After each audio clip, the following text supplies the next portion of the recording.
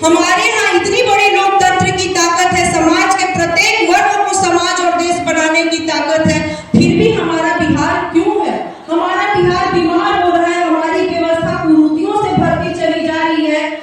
बाबा साहब भीमराव अम्बेडकर भी सोचते होंगे कि इतना मजबूत हथियार में समाज के सभी लोगों को दिया, फिर वो बिहार, जो बिहार मेरा बीमार है, उसे स्वस्थ डॉक्टर जो उस बिहार को स्वस्थ करे, खूबसूरत करे, उस डॉक्टर के पास क्यों नहीं जा रहे हैं? तो यही जन सुराज आपसे कहने आई है। खासकर मैं ये सीरीज बाजार में कहना चाहूंगी, क्योंकि जब मैं इस ब्लॉक की प्रमुख रही हूँ तो दुर्गा क्लब के प्रांगण में मैं यहाँ आकर दुर्गा अष्टमी के दिन भी प्रोग्राम में मैंने अगर शिरकत किया है, तो उर्स में भी आई हूँ, मुहर्रम में भी आई हूँ। कहीं उन्माद नहीं है, कोई उन्माद नहीं, कोई जातीयता नहीं, कोई हिंदू मुस्लिम नहीं। लेकिन अब सोचने का समय है कि जब कहीं उन्माद नहीं होता तो दो जो गठबंधन आपके बीच आती है और आकर आपको जातीय उन्माद में रंगती है, क्योंकि व्यवस्था की लाचारी हमारी है। सिर्फ 15 दिन का उन्माद, ये कैसा उन्माद है कि हमें अपनी व्यवस्था भूलने पर मजबूर कर देता है। हम इस उन्माद में पड़ जाते हैं कि मेरा जात का नेता वहां बैठता है कि नहीं, तभी हम सुरक्षित है। सीरीज बाजार में आप सभी लोग मिलजुल कर रह रहे हैं, तब आपको जातीयता का कोई रंग नहीं दिखता। लेकिन जब चुनाव का समय आता है, इस बीमार बिहार को बचाने का समय आता है, तो फिर आपके अंदर वो उन्माद कैसे पैदा हो जाता है? क्या हम अपने महापुरुषों और देशभक्तों को भूल गए हैं? आपको मैं याद दिलवाना चाहूंगी महात्मा गांधी। आज हम अगर हिंदुस्तान का जो सबसे विकसित राज्य की बात कही जाए तो सारे लोगों की जुबान पे आएगा गुजरात। गुजरात सबसे विकसित राज्य है हमारे देश का। लेकिन सोचिए महात्मा गांधी का जन्म कहाँ हुआ था? महात्मा गांधी जन्म लिए थे गुजरात में, लेकिन सत्याग्रह के लिए अगर कोई राज्य चुना था तो बिहार। आपको सोचना होगा कि उन्होंने बिहार को क्यों चुना। जब आजाद हिंदुस्तान का सबसे विकसित राज्य गुजरात था, वो गुजरात में जन्मे थे, लेकिन देश की आजादी के लिए इस बिहार में, देश की आजादी के लिए जो सत्याग्रह करना हुआ, उन्होंने बिहार को ही क्यों चुना? उस समय हमारा बिहार विकसित राज्य था। हम इतने संवेदनशील थे कि हमें अंदर से इच्छा थी कि हमारा देश कैसे आजाद हो। हर बिहारी के अंदर जरूर इतना जज्बा रहा होगा कि राष्ट्रपिता ने भी अगर किसी राज्य को चुना था तो बिहार को चुना था। मैं पिछले चुनाव की कोई बात और पिछली सरकार की कोई बात नहीं करना चाहूंगी। मैं सिर्फ 32 साल और 35 साल की सरकार की बात कर रही हूँ। आपके पास कभी भी कोई पार्टी आकर आपको ये नहीं बताई है कि जब आप किसी को मत देते हैं तो उसे बिहार का खजाना देते हैं, यानी आपके मत से बिहार सरकार का खजाना खुलता है। और उस खजाने में कितना पैसा है? 2,42,000 करोड़ रुपया। और 2,42,000 करोड़ रुपया के जिसे आप मालिक बनाते हैं, वो आपको कभी गरीबी के नाम पर 5 किलो अनाज का घोषणा हुआ था, 4 किलो मिलता है। आप सभी यहाँ पर बैठे हुए, 4 किलो अनाज, आप सब जान रहे हैं कि करप्शन हो रहा है।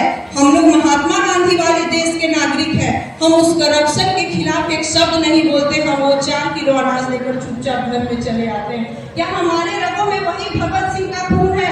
क्या वही चंद्रशेखर आजाद का खून है जिसने अंग्रेजों के खिलाफ इतना बड़ा मुहिम खड़ा कर दिया था कि हमारा देश आजाद हो गया था? हम आजाद हिंदुस्तान के नागरिक होकर इसी ब्लॉक में, बारून ब्लॉक में आपके साथ करप्शन होता है, हम चुपचाप उस करप्शन के हिस्सा बनकर और अपनी जो व्यवस्था मिलती है हम उसे लेकर चले आते हैं। तो 4 किलो अनाज और 400 रुपया वृद्धा पेंशन पर मैं आना चाहूंगी। आप मालिक हैं 2,42,000 करोड़ रुपया के, और गरीबी के नाम पर आपको 5 किलो का घोषणा होकर 4 किलो मिलता है। तो अभी सोचने का बात है, महीना कितने दिनों का होता है? 30 या 31 दिन का। आप 4 किलो अनाज से अगर आपके यहाँ सुबह शाम अगर भात बनता होगा तो दो दिन का अनाज सिर्फ आपको सरकार देती है। अगर 400 रुपया वृद्धा पेंशन के रूप में आपको मिलती होगी तो वो 400 रुपया से 1 किलो हॉर्लिक्स भी आप नहीं खरीद सकते, 1 किलो हॉर्लिक्स भी आप नहीं पी सकते, और आपको उसी में लड़वा रही है। क्योंकि जब भी मैं गांव में भ्रमण कर रही हूँ तो लोगों के बीच यही आक्रोश है कि हमको अनाज नहीं मिलता, हमको वृद्धा पेंशन नहीं मिलता। तो जन सुराज यही कहने आया है कि आप खजाना के मालिक हैं। आपने मत देकर कैसी सरकार बना दी जो आपको भुखमरी के कगार पर खड़ा है, एक लॉलीपॉप पकड़ा दिया और उसी में आपको उलझा के रखा है, और वो करोड़ों का जो खजाना है वो अपने मन मर्जी से चला रहा है, अपनी व्यवस्था कर रहा है। जन सुराज यही कहने आया है, आज रमजान का महीना है, हम लोग 2 दिन बाद ईद मनाएंगे। हम लोग होली भी मनाए थे और ईद के बाद हम लोग 6 या 7 तारीख को रामनवमी भी मनाएंगे।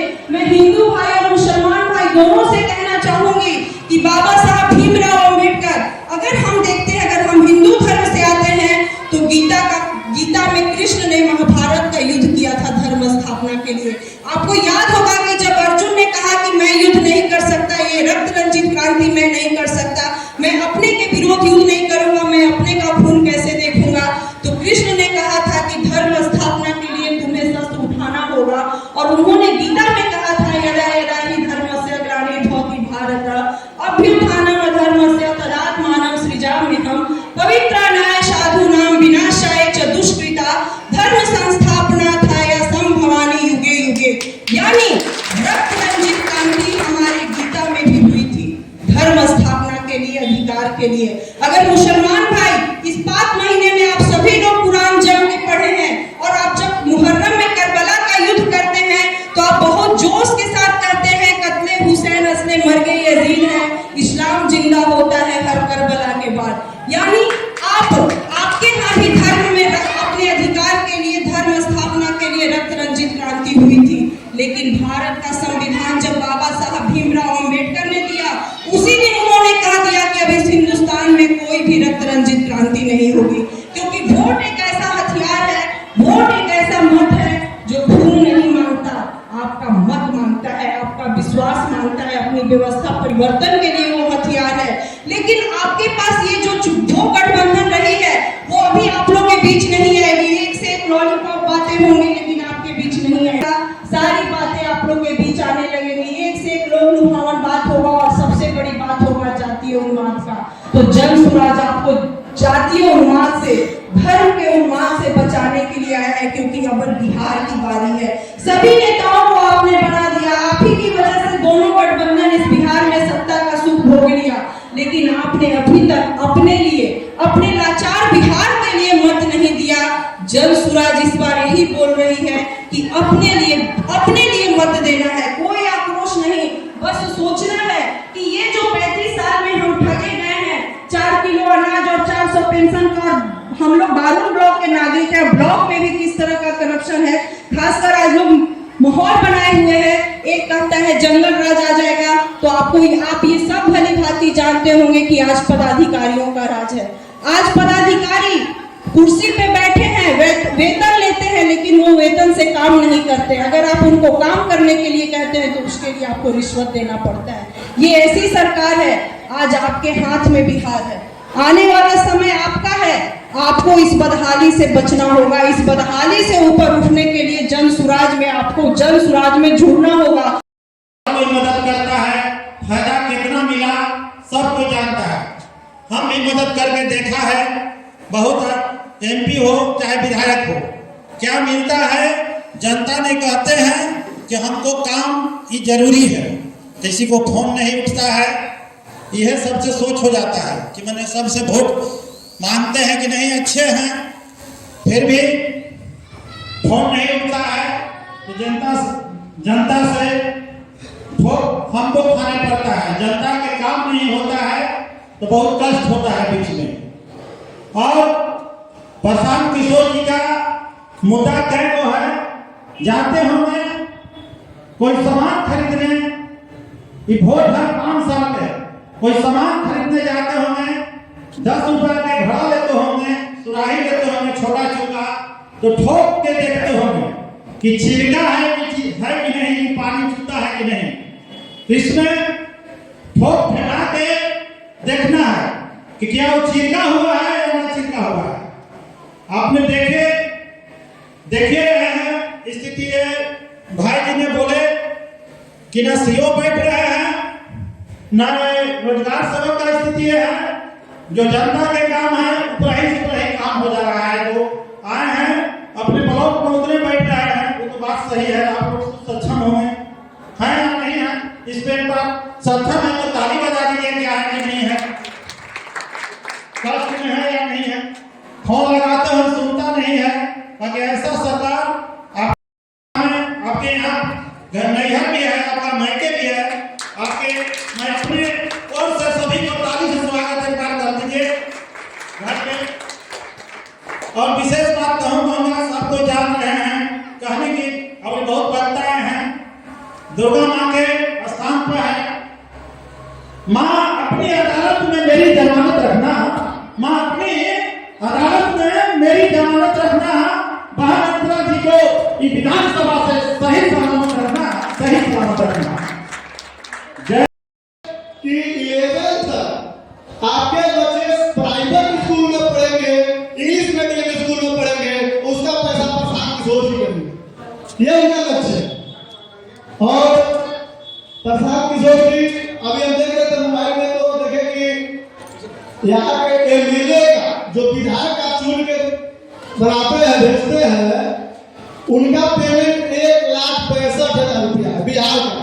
आसाम का देखे तो 60,000, आंध्र प्रदेश के देखे तो 1,25,000। अब बताइए, विधायक को कमीशन भी है, सारी चीज है, फैसिलिटी है, अब पेमेंट 1,65,000 है। और 60 वर्ष के बाद जो है महिलाएं हो या पुरुष हो, उनका पेंशन दे रही है 400। अब बताइए कितना खतरे का काम कर रहा है। तो इसमें आप लोगों को चुनना है कि 400 वाला सरकार चाहिए कि 2,000 वाला सरकार चाहिए। हमारी सरकार बनेगी प्रधान जी का तो 2,000 देने का काम करेंगे। लहर है और ये क्रांति लाएगी जनता, और हमारा किसी भी पार्टियों से कोई गठबंधन नहीं है। ऐसे लोग राजनीतिक पार्टियां या राजनीति की रोटी सेकने वाले आपके बीच में कहते होंगे कि इनका कांग्रेस से गठबंधन हो जाएगा या कम्युनिस्टों से, किसी से हमारा गठबंधन नहीं। हम पूरे बिहार को 243 विधानसभा में युवा चेहरे, नए चेहरे, ईमानदार लोगों को हम 243 विधानसभा से लड़ाने का संकल्प लिया गया है। और उस संकल्प को एक बार हम फिर दोहराते हैं। इस परिवर्तन को बदलना होगा। जो ये सारे गले नेता जो पिछले 40 वर्षों से बिहार का शोषण कर रहे हैं, चाहे वो नीतीश कुमार के मंत्री हो या लालू प्रसाद यादव के इर्द गिर्द घूमने वाले लोग हो, वो लोग इस बिहार की दुर्दशा का एकमात्र वही लोग जिम्मेवार है, क्योंकि उन्होंने बिहार के युवाओं को आगे बढ़ने नहीं दिया, बल्कि इनको भेड़ बकरियों की तरह बिहार से पलायन करने का काम किया। अन्य राज्यों में जाओ, तुम वहां कमाओ, मजदूरी करो, मरो सड़ो। अन्य राज्यों में 17,000 लोगों की मौत हुई है, 17,000 लोगों की। कोई लेबर के रूप में गया तो वहां वेतन मांगा तो उसको वेतन नहीं मिला। अगर ज्यादा ऊंची आवाज में बोला तो उसकी आवाज को वहीं पर एक्सीडेंट करके उसको मौत दिया होगा। ऐसी ऐसी घटना निरंतर आप पेपरों में देखते होंगे। तो आज आपको ये संकल्प लेना होगा कि आने वाले दिन में चुनाव में मात्र 6 महीने की देरी है। लोक लुभावन वाले बहुत सारे नेता आएंगे, ऐसा नहीं है कि एक हम ही रहेंगे आपके बीच में, लेकिन आपको समझना होगा